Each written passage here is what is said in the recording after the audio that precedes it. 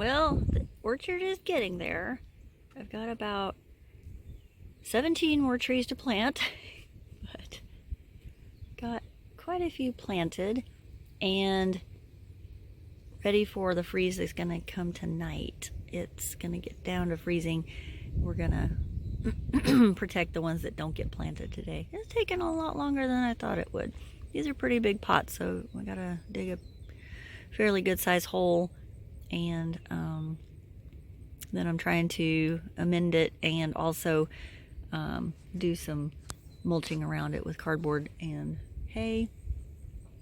And then over on the other side, I decided to put the blueberries and blackberries, and I'm also gonna, when I get raspberries in, I'm gonna put them over there. But they're over there. If you can see the shade of the tree right there, that's where they're planted right now.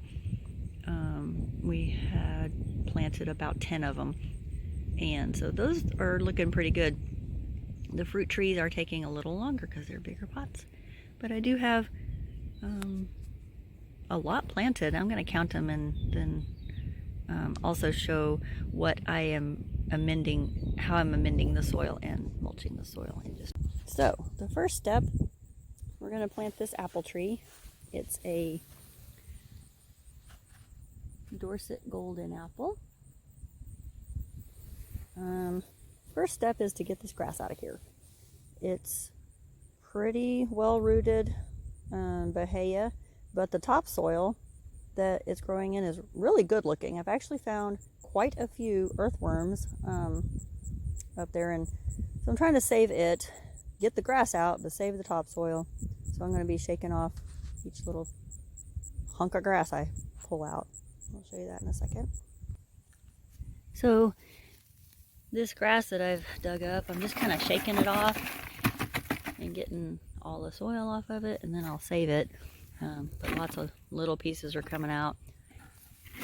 Anyway, I am going to try to kill a lot of the grass that's underneath it with the mulching, but this stuff it makes some good grazing for the horses, and when we get cows, it's some good grass. So we're going to try to save a lot of it and replant it.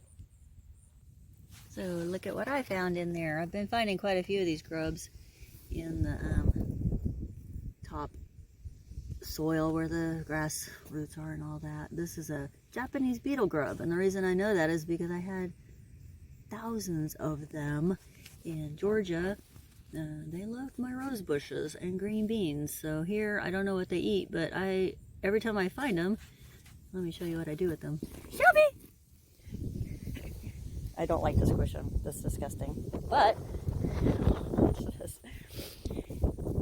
Shelby loves them. Yum! She'll eat them for me. Oops. Did it tickle you? You a good girl? So this is how much topsoil I've shaken off of that grass. That's how much grass I've gotten. That's almost whatever that is, 3-gallon pot full of good stuff before I've even dug the hole. So I'm going to use it to fill back in around the tree and some good stuff. Okay, now I'm going to dig the hole so I can get that tree in. Oh, I was going to also show you, I've soaked them. I have these buckets of water. I need to go get some more water, but water tubs, and they're soaking while I am digging the hole and getting it ready. And hopefully that helps it establish a little better. Yeah, these were full of water. I've just done so many plants in here that it's now a lot of the water come out. And also when I'm driving, it bumps and sloshes around everywhere. Okay, so got it in the hole and all tamped down really good. So next I'm gonna spread kind of a small layer of cow manure, composted cow manure, because I don't have very many bags is why. If I had one bag per tree, I probably would put a whole bag around it, but I don't. So it's probably about 1/3 of a bag. Spread it around, and I'll show you that in a second. So that's not very much, I guess. It doesn't look like, but I guess that's as much as I can really put on there. This is what I'm using right now, black cow. And Then I'm going to put cardboard on top of this. I'm just hoping that this will help bring some of the soil critters up and start eating away at this grass, killing it, you know, decomposing it and turning it into good soil for this little apple tree. So next I'm going to put the cardboard on there. I hope that wind noise isn't too bad. I can't tell. So if I had more cardboard, I would put more cardboard, but also running out of that. I did not expect to have close to 60 trees that I had to plant. I only had 14 to begin with, so a few more. So got the cardboard down. Next I'm going to put, that is biochar, which yep, might not have made it correctly. It may be too big of chunks, but I think it's still going to do some help and hold on to the nutrients and water and be good for the soil and the decomposition that's going to happen here. And then I'm going to put on some of this also. This is probably basically the same thing as black cow, because if you read the it is not organic garden soil. It is actually a mixture of compost and cow manure is what it says on the label, but I thought it was soil. Yeah, it's fine. So next step is a little bit of biochar and then this garden soil, quote unquote. Then I'm going to top it with some of this cut grass slash hay that we cut when we mowed. And that is going to be it. Okay, now there's the finished tree. I put quite a bit of the hay around it. My plan is to kill all the grass that's out here, but I'm going to start with right around the trees, and then I'm going to work on making paths, hopefully with some wood chips. I would like to get some loads of wood chips out here and make some paths with it.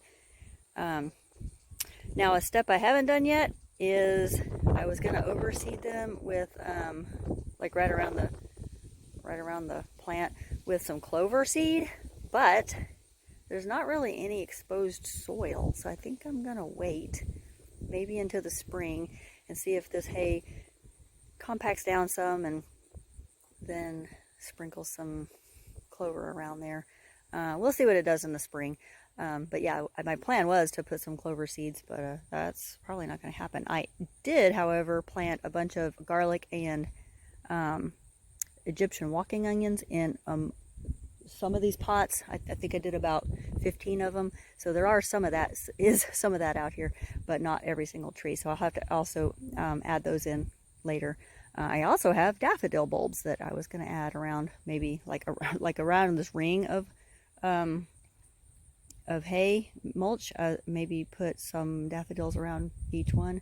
But again, I didn't expect to have to plant nearly 60 potted trees. I thought I was going to have mostly bare root, but I found this really good sale, so I couldn't pass it up. But now I have to get all these in. And so we'll see if I get the daffodils in. I may have to wait till next fall to put those in. So anyway, there you go. That's one tree down, and I think I have about 16 more to go today. Okay, well, these are 46 trees, I'm pretty sure. I think I'm counting correctly. Got them all planted finally. It took me way longer than I thought. It is hard to plant a 3 or 5 gallon pot. And I was trying to amend it, each one, and mulch them pretty good. So yeah, this is the orchard now, and it's pretty much full. I probably could put a few more trees way out on that edge of the woods there, but I may not, because that's already quite a few. If I lose any, I might have a few to plant. Okay, and then over there in that other little area, the peninsula, I have about 15 berry bushes right now planted, but I plan on planting that entire thing out there.